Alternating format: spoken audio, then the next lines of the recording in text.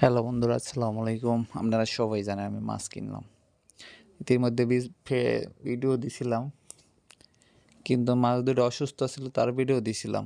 পরে সুস্থ হয়েছিল, ভালোই ছিল। পরে আবার পাথর-টাথর সব উঠাইয়া ২-১টা পাথর দিয়া অ্যাকুয়ারিয়ামের ভিতরে ছাড়ছিলাম, ভালোই আছিল। রাত্রেও দেখলাম ভালো, সব কিছুই ওকে আছে।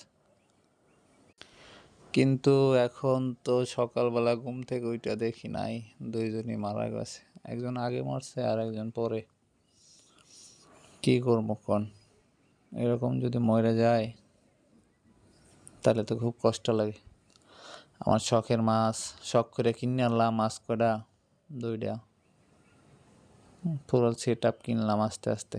পরে আরও মাছ কিনতাম ভাবছি, ছাড় ময়না, কিন্তু এই 2টাই মরে গেল গা। তাহলে আর কি কিনবো? আর কেনার তো রুচি হয় না। যদি মইরা যায় তাইলে কিনতে মন চায়। 2টা মাছ 150 টাকা দিয়ে কিনলাম। কি একটা অবস্থা, এর মল লইব। খুব খারাপ লাগতেছে বন্ধুরা।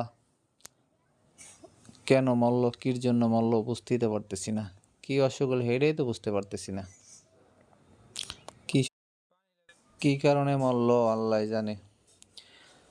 যাই হোক, আপনারা তো দেখছেন, আবার মাছ আনলে যেন বাঁচে, একটু দোয়া করেন যেন ভালো থাকে, মাছ কটা সুস্থ থাকে, সেই দোয়া করেন।